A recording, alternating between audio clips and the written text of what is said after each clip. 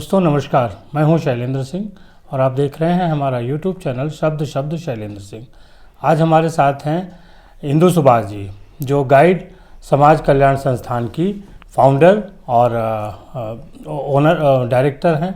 साथ ही साथ बचपन से वो समाज सेवा कर रही हैं। अभी इसके बाद भी वो अपनी पढ़ाई भी कर रही हैं और लोगों की मदद कर रही हैं, ख़ास तौर पे लड़कों की जो दहेज के मामलों में पीड़ित होते हैं और उन लड़कियों की भी जो किसी तरीके से अपने पति या अपने परिवार जो उनके इन लॉज हैं उनसे।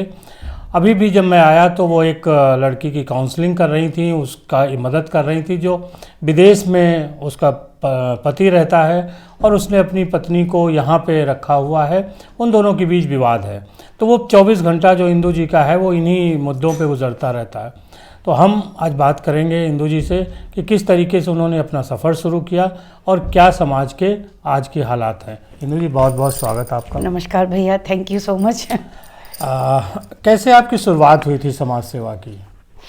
समाज सेवा की शुरुआत असल में आप जानते हैं कि एक लड़की जो संस्कार ग्रहण करती है वो अपने मायके से करती है जी। और उसको जो संवर्धन मिलता है वो ससुराल में मिलता है। तो निश्चित रूप से जब मैंने ये समाज सेवा की जो बातें थी, हमें समाज सेवा शब्द नहीं पता था। हमें सिर्फ ये पता था कि घर में कोई भी है, जैसे हमारे यहाँ नौकर थे, करीब 8 नौकर थे। पापा जी उच्च पदस्थ थे और एक बड़ा परिवार था, हम लोग का जॉइंट फैमिली थी। तो एक दूसरे की सेवा करने का भाव शुरू से ही दिया गया था और उसमें ये कभी नहीं कहा जाता था कि मैं ये क्यों ना करूं। अगर आप मना कर रहे हैं तो ये गलत कर रहे हैं। तो जो रिश्तों का सम्मान है वो स्वतः सेवा में चेंज हो गया और हमें वही सीख मिली। और मेरी सासू माँ भी उसी तरह के स्वभाव की थी। और जब मैं लोगों के लिए काम करती थी तो मेरी सास को बहुत प्राउड फील होता था। तो वो चीज़ें नेचर में ही थी, सेवा करने का भाव बचपन से ही था, सेवा करने का भाव। फिर शादी के बाद ये सिलसिला आगे कैसे बढ़ा और जो आपने एक संगठन बनाया वो कब बनाया? शादी के समय में पीएचडी थी विमेन स्टडीज़ में और मैंने कई जगह अप्लाई किया हुआ था। तो मेरा विवाह से करीब 1 महीने पहले बीएचयू से विमेन स्टडीज़ डिपार्टमेंट से एज ए रिसर्च ऑफिसर एक लेटर आया। अच्छा। तो और शादी मेरी 1 महीने बाद थी। ये प्रेम विवाह था, अंतरजातीय विवाह था। तो मैंने अपने पति से पूछा कि मैं क्या करूं, क्या मैं इसके लिए जाऊं, क्योंकि मेरे हस्बैंड का जॉब लखनऊ में ही था। तो मैंने अपने मन से सोचा, उन्होंने कहा कि नहीं, जो तुम्हारा मन करे वो करो। तो मैंने उस जॉब को छोड़ा, मतलब मैंने उसको ज्वाइन ही नहीं किया फिर। और मैं अपने घर में रच बस गई, लेकिन मन में था कि पढ़ाई की है, कुछ करना चाहिए। तो मैं आकाशवाणी गई, दूरदर्शन गई ऐसे ही मिलने के लिए, लेकिन वहाँ पर मुझे कुछ काम मिला। अच्छा। जैसे मैं विविधा कार्यक्रम की रेगुलर प्रस्तोता रही। युवाणी कार्यक्रम में प्रतुल जोशी जी के साथ मुझे बहुत सीखने को मिला। अच्छा। और दूरदर्शन में त्रेहन सर के साथ और भी बहुत सारे सर थे, श्रीवास्तव सर थे, उनसे मुझे बहुत सीखने को मिला और मैंने प्रोग्राम प्रस्तुत करने शुरू किए, स्क्रिप्ट राइटिंग की। उसके साथ मैं दीक्षा शैक्षिक चैनल से काफ़ी वर्ष तक जुड़ी रही। अच्छा। और हिंदी सेवा, जो हिंदी शिक्षा, ये जो हमारा उत्तर प्रदेश हिंदी संस्थान है, इस समय वीसी पांडे सर थे उसके अध्यक्ष। तो उनकी मेरी जो केमिस्ट्री थी वो पिता और पुत्री की हो गई थी। मैं वहाँ की जो किताबें थी, बच्चों की बालवाणी और जो अतएव पुस्तक आती थी, उसकी रेगुलर राइटर हो गई। थोड़ा लगा कि हाँ कुछ कर रही हूँ, अब कुछ कर रही हूँ, बस ये भाव था। फिर अगल बगल विकास नगर में थी, तो अगल बगल में एक गांव था भेटा करके। तो वहाँ मैं बच्चे को जब स्कूल छोड़ने जाती थी तो कुछ औरतें मुझे दिखाई देती थी जो गरीब तबके थी। तो उन्होंने ऐसी चलते फिरते बात हुई, तो फिर मैंने उनको पढ़ाना शुरू किया कि आप कैसे अपनी दुकान खोलेंगी, किस तरह आप आर्थिक रूप से मजबूत हो सकती हैं, किस तरह कैलकुलेटर यूज़ करते हैं, किस तरह हम चीज़ों को सीख सकते हैं, हिसाब बना सकते हैं। तो वहाँ से जब काम शुरू हुआ तो मेरे पति ने रुझान देखा, मेरे ससुर जी ने, तो उन्होंने कहा कि ऐसा करो, एक स्वयंसेवी संस्था का गठन करते हैं और उसमें तुम इनको करोगे तो ज़्यादा सिस्टमेटिक होगा। क्योंकि ससुर जी को अनुभव बहुत था, वो मजिस्ट्रेट पोस्ट से रिटायर हुए थे, तो वो भी खाली समय पर थे। तो समझ लीजिए कि ससुर और बहू ने मिलकर के ये अभियान शुरू किया। अभियान शुरू करा और सासू माँ साथ में थी। और हमने प्रौढ़ शिक्षा जो कक्षाएं थी वो चलती थी। इसके साथ जो उनके बच्चे होते थे उनको पढ़ाती थी। धीमे धीमे मेरा बच्चा भी बड़ा हो रहा था, वो भी उनके साथ बैठ के पढ़ता था। फिर वो प्रॉस्पेक्ट आगे खुलते चले गए कि हमने विकलांगों के लिए जो पंत सर थे, आप पंत सर को जानते होंगे, जहाँ पर इस समय अरे स्कूल है वो, हाँ स्कूल है आशा ज्योति, उस समय बहुत दिल से जुड़ी हुई थी। तो मोहिनी आंटी और पंत अंकल को जब मैंने देखा कि वो उस चीज़ को सेल आउट नहीं कर पा रहे हैं, तो मैंने अंकल से कहा चलिए, मैंने कहा मैं मार्केटिंग करती हूँ इस चीज़ के लिए। तो पंत अंकल और मोहिनी आंटी के जितना भी सामान वो लोग बनाते थे, मुकेश बनाता था जो उनका बेटा था, और भी बहुत सारे बच्चे थे। तो मैंने CMS में बात करी, उसमें मेरा बेटा KG में पढ़ रहा था। तो जगदीश गांधी जी और गौरी खन्ना मैम थी, तो उन्होंने कहा नहीं वाई नॉट, आप यहाँ पर स्टॉल्स लगाइए। तो दिवाली पर जो हमने स्टॉल्स लगाई बच्चों के सामान की बनी हुई, तो मुझे पंत अंकल ने बताया कि पंत अंकल ने कि बेटा इस बार जो है इनको हम बोनस भी देंगे। अच्छा। तो ये बहुत बड़ी जीत थी कि बच्चों को हमने आर्थिक रूप से एक मदद दी। मैंने कभी कोई इस चीज़ का, उन्होंने कहा भी कि कुछ तुम हिस्सा लेना चाहो, मैंने कहा नहीं, कभी कोई कमीशन कोई चीज़ नहीं ली, क्योंकि उनके आशीर्वाद से बढ़कर के मेरे लिए कोई चीज़ नहीं थी। और वहाँ से ये आगे धीमे धीमे होता है ना कि सब्जी मंडी में जा रहे हैं, कहीं आपने ये ले लिया वो ले लिया, ये तो जो सेवा करने के भाव से चलेगा, उसको जहाँ मौका मिलेगा, जहाँ सेवा के लिए मुझे ज़रूरत होगी, मैं वहीं लग जाती हूँ। फिर ये गाइड समाज संस्थान, तो वही हाँ 98 में 1998 में गाइड समाज कल्याण संस्थान की हमने स्थापना की। हाँ, और उसके बाद हमने आगे लेकर के उसमें जो उसका बायलॉज था वो बहुत सोच समझ के बनाया था कि कोई भी फील्ड उसका ना बचे, और कोशिश करते चले गए। जैसे जैसे वो हर साल 5 साल पे जब मेंड होती, तो हमने और भी चीज़ें उसमें ऐड करी कि हम समाज के तबकों को पकड़ सकें, जहाँ जहाँ हम सेवा कर सकते हैं लोगों की। तो अब क्या क्या चीज़ें उसमें आप कवर कर रही हैं? उसमें सबसे पहले तो ये है कि बच्चों के अंदर, किशोरों को, युवाओं को हम संवेदनशील बनाएं। वो कभी भी ये कह के ना निकले कि मुझे क्या। मेरा जो पहला टारगेट है, हम छोटे बच्चे से लेकर के युवाओं को मिलते हैं और उन्हें जो समाज में व्यवहारिक समस्याएं हैं लोगों की, उनको वो समझें, उसके प्रति वो अपना कर्तव्य भाव रखें कि ये मुझे भी समझना चाहिए, क्योंकि खाली पिक्चरें देखना, मॉल में घूमना, ये युवावस्था नहीं है। युवावस्था वो है कि आप वृद्धाश्रम में चलें, अनाथ आश्रम में जाएं, लोगों के हाथ में हाथ थाम करके कहें दादाजी मैं हूँ ना आपके साथ। तो आप यकीन जानिए कि जब बच्चों के बीच में हम गए हैं, बच्चों ने उसको हाथों हाथ लिया है और बहुत क्रेज़ के साथ उसको ज्वाइन किया है, क्योंकि हर इंसान किसी न किसी फील्ड को ढूंढता है जो उसके मन का होता है, पर वो मिलता नहीं है। बच्चों के बीच में आदर्श काम नहीं करते हैं। बच्चे अपने आदर्श किसको बना लेते हैं? जो उन्हें पॉपुलर मीडिया पे देखते हैं, या जो ग्लैमराइज्ड होते हैं, या फिर वो अपने दोस्तों के साथ कहीं और लग जाते हैं। लेकिन जब उन्हें कुछ लोग ऐसे दिखते हैं जो निस्वार्थ भाव से काम कर रहे हैं, तो वो उसको समझते हैं। जब उनके पास जाके हम बात करते हैं, उनके क्लासरूम में जाके बात करते हैं, उनकी प्रेयर्स में जाकर के हम बात करते हैं, तो बच्चों को समझ में आता है कि हम इनको भी फॉलो कर सकते हैं। तो आप युवाओं सबके लिए काम करते हैं? बिल्कुल, युवाओं को, मेरा युवाओं और बच्चों के प्रति पहला टारगेट है, क्योंकि यही समाज को और देश को दिशा दे सकते हैं। तो उसमें हमने जो एक भाव रखा है वो है बुजुर्गों का सम्मान। अच्छा। बुजुर्गों का अनुभव, युवाओं की ताकत, आओ बनाए मिलकर नया भारत, ये हमारा स्लोगन है। और पिछले करीब 10-12 सालों से मैं इसी पर कटिबद्ध होकर लगी हूँ, क्योंकि जैसा आपने कहा कि मैं लड़कों के लिए काम करती हूँ, मैं लड़कों के लिए काम बिल्कुल करती हूँ, क्योंकि भारत में 98% जो केसेस पाए गए हैं वो झूठे होते हैं। ये माननीय सुप्रीम कोर्ट का कहना है।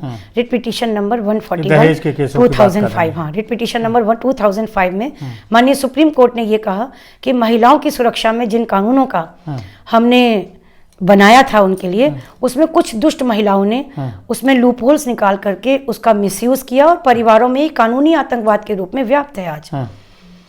तो अब आपको यही देखना होगा कि जब किसी एक बात पर, छोटी सी बात होती है, पति पत्नी के बीच में विवाद होता है, उसमें पूरे परिवार को घसीटा जाता है। किस लिए घसीटा जाता है? दबाव की रणनीति होती है कि किसी तरह दबाव बनाए, इसकी माँ का नाम डाल दो, इसकी बहन का नाम डाल दो, जो किसी लड़के के लिए सॉफ्ट कॉर्नर होता है, उसकी माँ और उसकी बहन या उसकी भाभी। तो वो एक दबाव बनता है कि घर से अलग रहो।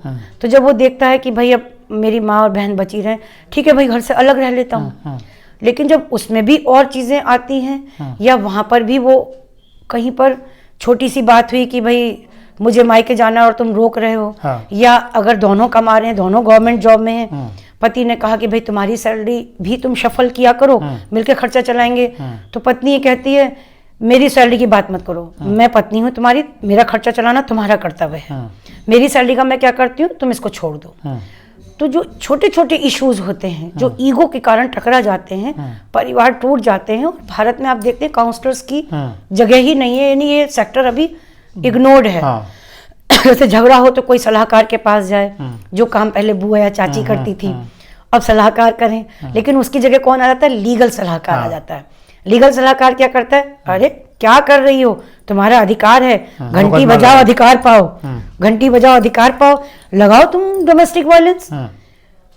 तो जब डोमेस्टिक वायलेंस हुआ तो हम लोगों ने एक आंदोलन किया कि भाई ये डोमेस्टिक वायलेंस में महिला शब्द क्यों लगाए, घरेलू हिंसा महिला कानून था इसका नाम।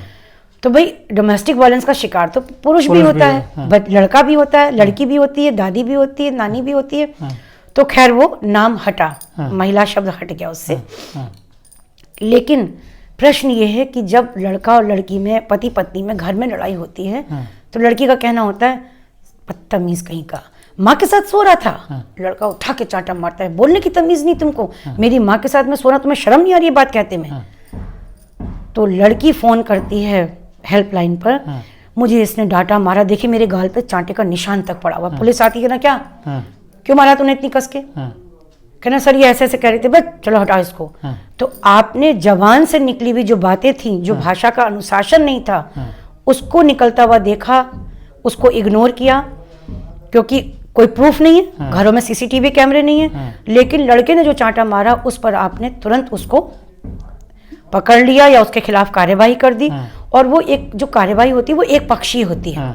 हमारा ये कहना है कि जेंडर और पनिशमेंट दो शब्द बिल्कुल न्यूट्रल हैं। जेंडर का कोई वही नहीं है भाई, जब आप जेंडर न्यूट्रल जब शब्द है या पनिशमेंट है, पनिशमेंट में आपने लड़कों को तो सजा दी, लड़कियों को सजा क्यों नहीं देते हैं? तो और लैंगिक समानता जो शब्द है वो लड़का लड़की दोनों पे लगता है। और ये जब भी आप लैंगिक समानता के जितने भी सेमिनार्स देखेंगे वो महिलाओं के बीच होते हैं। लेकिन उनमें उनको ये नहीं सिखाया जाता है लैंगिक समानता में आप जो अपने साथ रहने वाले पुरुष या लड़के हैं उनके प्रति आप शक का भाव क्यों रखते हैं? किसी लड़के को देख के पहले से क्यों प्रिज्यूम कर लेते हैं ये मुझे देख रहा है, ये बलात्कारी है, ये जरूर कुछ गलत इशारे से तुमको देख रहा है। हम पहले से कैसे प्रिज्यूम कर लेते हैं? और जब बड़ी बड़ी सभाएं होती हैं तो क्या पुरुषों के बारे में या उनके हितों के बारे में बात करना इतना कठिन है कि हम लड़कों के बारे में, उनके हितों के बारे में बात ही नहीं कर सकते? 51% भारत में पुरुष हैं, 49% हम महिलाएं हैं। तो ये तो बराबरी का मामला है। हम we the people of India हैं, स्त्री पुरुष नहीं है। तो हमने एक दूसरे के पूरक होने की बात क्यों नहीं कही? हमने उनको प्रतिद्वंदी क्यों बना दिया? ये जो सोच है कतिपय महिला संगठनों की, कतिपय महिला जो मुखर वक्ता हैं, तो वो आप एक सनसनी पैदा कर सकते हैं लोगों के बीच में, टीआरपी बढ़ा करके आप आगे बढ़ सकते हैं। लेकिन ये बात कभी कोई नहीं भूल सकता कि हमारे घर में बेटियां और बेटे नहीं पलते, हमारे घर में बच्चे पलते हैं। और हम बेटी की शिक्षा पर उतना ही खर्च करते हैं जितना बेटे की भी करते हैं। इसीलिए शायद आपने पुरुष आयोग की बात की थी। मैंने पुरुष मंत्रालय की बात कही कि पुरुष मंत्रालय जरूर होना चाहिए, क्योंकि उसमें अगर हम स्वास्थ्य का आंकड़ा देखें तो प्रोस्टेट कैंसर के बारे में पुरुष को तब पता लगता है जब वो 70 साल का होता है, जब उसकी मूत्र जो नलियां होती हैं, वाहिकाएं होती हैं, उसमें दिक्कतें आती हैं। और अगर हम इसी को ही युवावस्था से लड़कों के बीच में, युवकों के बीच में अगर इसके कैंपेन करें, उनको जागरूकता दें कि कौन से ऐसे कारण जिसके कारण प्रोस्टेट कैंसर होता है। जैसे हमारे लिए सर्वाइकल कैंसर की बात होती है, ब्रेस्ट कैंसर की बात होती है, और भी बहुत सारी चीज़ें होती हैं। तो भाई पुरुषों के लिए भी करो, क्योंकि ये फंड तो समाज कल्याण विभाग का है। क्या समाज कल्याण का मंत्रालय में या उसमें पुरुष को हटा दिया जाएगा? 87% टैक्स पेयी आर्थिक उसमें पुरुष है। सेना मतलब सीमा पर जवान और खेत में किसान, वहां भी पुरुष है। तो भाई हम ये कैसे कह सकते हैं कि जब 2 साल पहले केंद्रीय बाल कल्याण मंत्री माननीय ये अमेठी से जो हैं स्मृति ईरानी जी ने ये कहा कि भाई जो शहीद का बेटा और बेटी है उसको एक मासिक छात्रवृत्ति दी जाएगी, लड़की को 3,000 और लड़के को 2,500। अरे ये क्या बात हुई भाई? सीमा पर शहीद तो बेटा ही होता है। अगर 500 बढ़ा देंगी और दोनों को बराबर कर देंगी तो हम कम से कम पक्षपात की बात तो ना आए। और अगर हमें लड़कियों पे खर्च ही करना है तो हम सामूहिक विवाह पे क्यों खर्च करते हैं, हम शिक्षा पे क्यों नहीं खर्च करते। सही बात। हम क्यों ये दिखाते हैं कि विवाह में लड़की के में दहेज देना होता है, उसका सामूहिक विवाह करके हम उसमें ये दिखाएं कि उसके साथ बर्तन भांडा और कपड़े सब जा रहे हैं। हम एनजीओ को संपर्क करते हैं कि भाई यहाँ पे 2 लड़की की शादी हो रही है, इसके दहेज में देना गलत। अगर इस तरह की चीजों पे दहेज दिया जा रहा है तो दहेज दानव है, बढ़ावा मिल रहा है, दहेज दानव है, और फिर दुल्हनी दहेज है। मतलब इतनी सारी चीजें हैं जो सिर्फ और सिर्फ राजनीतिक एजेंडे में चल रही हैं।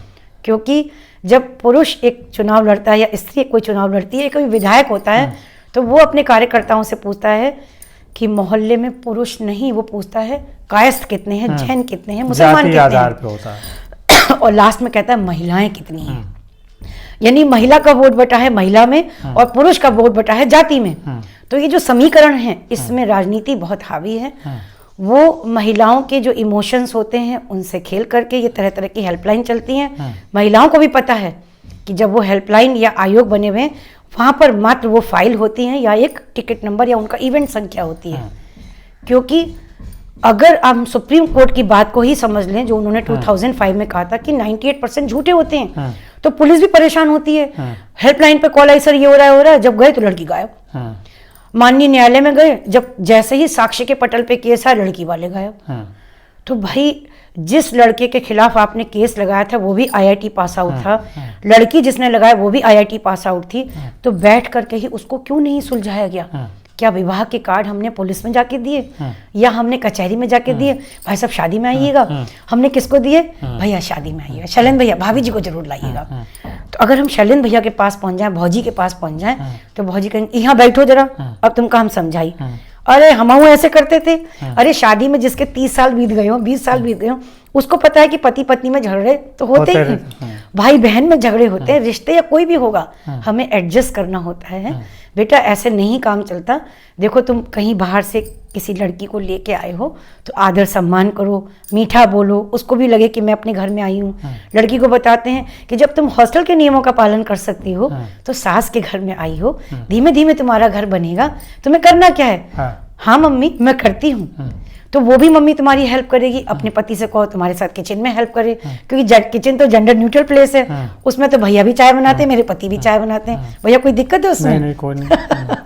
तो जब किचन जेंडर न्यूट्रल है, हमारी आपकी सोच जेंडर न्यूट्रल है, तो हम क्यों इन हेल्पलाइंस को परेशान करते हैं जिस पर सरकार इतने पैसे खर्च करती है, जहाँ पे कॉलर्स आपकी बात को सुनने के लिए शिद्दत से बैठे रहते हैं, वो भी परेशान होते हैं, वो भी फिर ट्रस्ट नहीं करते हैं। वो क्या कहते हैं, मैडम अरे नहीं लड़की का फोन ये झूठ बोल रही होगी। तो क्या ये छवि लेके हम जिएंगे? कब तभी कॉल करना चाहिए जब बहुत जरूरी हो, क्योंकि ये हेल्पलाइन आपको सपोर्ट करने के लिए बनी है, बल्कि आपके मिसयूज को सुनने के लिए नहीं है, ना ही उसके पीछे भागने के लिए है। तो ये तो सारी ऐसी बातें हैं जिनको सुन के लोग झगड़े को अवॉइड कर सकते हैं। बिल्कुल कर सकते हैं। आपके जो इतने दिन के अनुभव हैं जी, ये उनका एक नतीजा है। बिल्कुल। कुछ टिप्स ऐसे दीजिए कि जो नव दंपति हैं वो सही से रह सकें और ऐसे झगड़े न हो।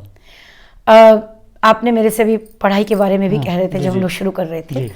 जब मैंने लगा कि लड़कों की कॉल्स इतनी आ रही हैं और लड़कियों की भी बराबर की आती हैं, क्योंकि वो या तो उसकी बहन है या उसकी माँ है, तो मुझे लगा कि पहले एक तो मुझे थोड़ी पढ़ाई और अपडेट करनी चाहिए। मैं विमेन स्टडीज़ में पीएचडी थी, मैंने MSW काउंसलिंग ज्वाइन किया। उस 2 साल के पीजी कोर्स से मुझे बहुत सीखने को मिला, और उसके बाद मैंने क्रिमिनल जस्टिस लॉ को ज्वाइन किया हुआ है, उसी की पढ़ाई कर रही हूँ। साथ साथ मैंने जेंडर स्टडीज़ में भी अभी अपना पीजी का एडमिशन लिया है। अच्छा। तो मैं चाहती हूँ लैंगिक समानता या लैंगिक जो शब्द है इसके बारे में क्या हमारी पुस्तकें, क्या हमारा ज्ञान है वो कर रही हूँ। आपने कहा टिप्स के लिए, देखिए चीज़ें घर से ही ओरिजिन है, घर सबसे बड़ी महत्वपूर्ण कड़ी है, और पूरे विश्व में भारत अपने परिवार सिस्टम के कारण जाना जाता है। लोग उसको फॉलो कर रहे हैं। हम कितनी वीडियोस देखते हैं सोशल मीडिया पर कि रशियन दंपति ने इंडियन स्टाइल में सर्च करके ट्रेडिशनल वे में शादी करी। तो जब विवाह के समय लड़की इतनी ट्रेडिशनल होती है, किसी भी शादी में आप चले जाइए कि वो ये चूड़ी और यहाँ पे ये लटकता हुआ और बेंदा और सब चीज़ें ट्रेडिशनल हैं, तो हमारी सोच ट्रेडिशनल क्यों नहीं है? हम इस पर बात तो करते हैं, हनीमून पे कहाँ जाओगी ये क्यों नहीं बात करते? मम्मी पहली रसोई कैसे बनाऊंगी, मम्मी खाना तुम चुटकियों में कैसे बना लेती हो। मैं कहती हूँ चाहे वो प्रधानमंत्री हो, चाहे वो राष्ट्रपति महिला बन जाए, अगर उसके हाथ की रसोई उसके बेटे ने नहीं चखी या उसके बच्चों ने नहीं चखी या पति ने नहीं चखी, तो मुझे लगता है कि जो घर की गृहिणी के हाथ में रस होता है वो प्रेम से बनाती है अपने परिवार के लिए। हमारे काम अपनी जगह पर हैं, लेकिन अगर हम टाइम मैनेजमेंट अच्छा रखें तो हम घर के पूरे कामों को करके भी सारे काम कर सकते हैं। मैं कभी खाना, मुझे नहीं लगता मैंने कभी किसी बाहर के व्यक्ति से बनवाया होगा, क्योंकि वो एक पूजा है हमारी, वो हमारा कर्तव्य है। लड़की चाहे MBA हो, डॉक्टर हो, डीलिट हो, कुछ भी हो, बच्चे को दूध तो माँ ही पिलाएगी ना। तो जो लड़के का काम है वो लड़का करे, लड़की काम है जो वो लड़की करे। लेकिन आज क्या है कि हमने स्त्री में पुरुषत्व ढूंढने की कोशिश करी है, स्त्री पुरुष बनना चाहती है। ये मेरा कोई इसमें, हाँ, मेरा कोई किसी से कोई इसमें मतलब मैं कोई इसको अगर बुरा माना है तो पहले ही क्षमा मांगे ले रही हूँ, लेकिन सार्थकता यही है क्योंकि स्त्री सौंदर्य व्यवस्था और सृजन का प्रतीक होती है। और अगर वो इन गुणों को लेकर के चलती है और वो कुछ भी काम कर रही है तो परिवार का सहयोग स्वतः मिलता है।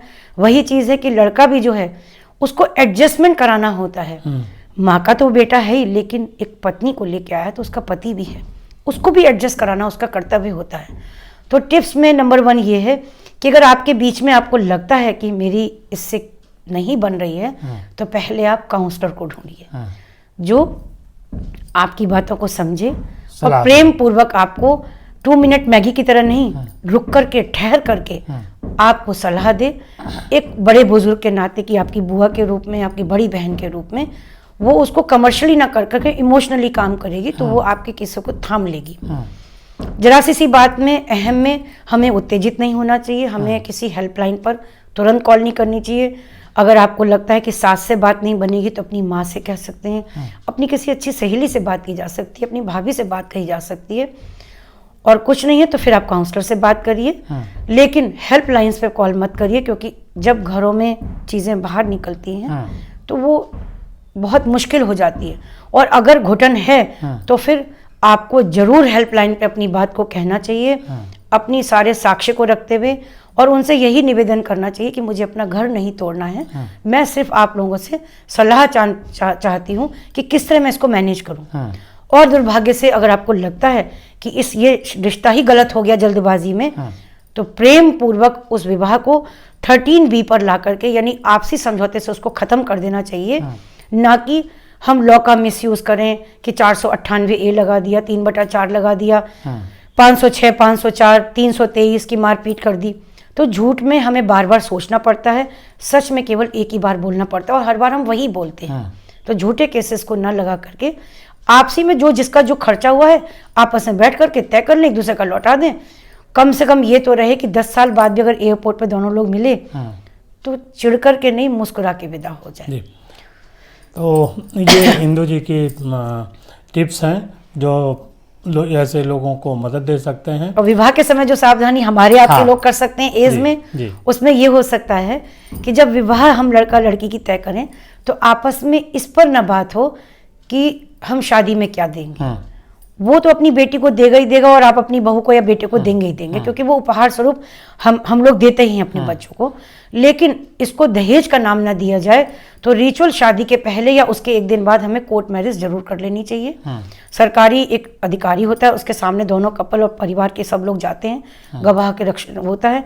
इसके साथ साथ विवाह के समय जब लगन लिखी जा रही हो तो उस समय एक शपथ पत्र भी कानूनी 100 रुपए का हम बनवा लें, जिसमें प्रेम पूर्वक लड़का और लड़की पक्ष यानी वर पक्ष और कन्या पक्ष के एक दूसरे को क्या दे रहे हैं प्रेम पूर्वक उपहार स्वरूप वो लिख लिया जाए। लड़के की तरफ से उनके माता पिता और उनके दो ये क्या कहते हैं दोस्त हो गए दो, उधर से भी ऐसा हो जाए। तो अगर ये जो कानूनी पत्र अगर बन जाता है विवाह और दोनों को एक सर्टिफाइड कॉपी उनका वकील दे दे और एक कोर्ट मैरिज के समय जमा हो जाए, मैं आपसे बताती हूँ कि फिर इसमें कुछ भी झगड़ा नहीं होगा। अगर बहुत इच्छा है कि भाई हमारी इकलौती बेटी, भैया हमको तो इसको कैश देना है, तो आप कैश मत दीजिए। अपनी बेटी के नाम एक सिंगल प्रीमियम पॉलिसी करिए जिसका नॉमिनी उसका फादर, बेटी का भाई या उसकी माँ हो, और वो 5 साल की या 10 साल की अवधि होगी। जब वो मैच्योर होगी पॉलिसी, अगर विवाह अच्छा चला तो बहुत ही अच्छी बात है। कपल्स के या बेटी के जब वो अपने छोटे से बच्चे को बड़ा करके 5 साल का कर लाएगी, जब वो रिफंड होगा पैसा दुगने रूप में, तो वो लड़की जो आपकी बेटी थी वो आपको बहुत धन्यवाद देगी कि आज ये पैसा मेरे काम आ रहा है जी। अगर आप कैश देंगे तो किस में खर्च हो जाएगा? महंगे दुपट्टे में, लहंगे में, चुन्नी में। इससे दिखाव से कुछ नहीं होना है। विवाह दिन में होना चाहिए, विवाह का खर्चा दोनों को मिलके करना चाहिए, क्योंकि विवाह आत्मा से आत्मा का मिलन होता है। प्रेम में हम जीतते नहीं हैं, हारते हैं, और प्रेम वही होता है जिसमें जो व्यक्ति डूब जाए वही पार होता है। बहुत शुक्रिया इंदु जी, और सभी साथियों आपका भी बहुत शुक्रिया। हमें लगता है कि इंदु जी की बातचीत से आपको बहुत लाभ होगा, और हम आपका जो एड्रेस है, जो नंबर है, वो डिस्क्रिप्शन में दे देंगे आपको। कभी और टोल फ्री हेल्पलाइन नंबर भी जो बुजुर्गों के लिए चल रहा है, तो कभी भी आपको ज़रूरत हो तो आप इंदु जी से संपर्क कर सकते हैं। धन्यवाद एक बार फिर से। Thank you so much.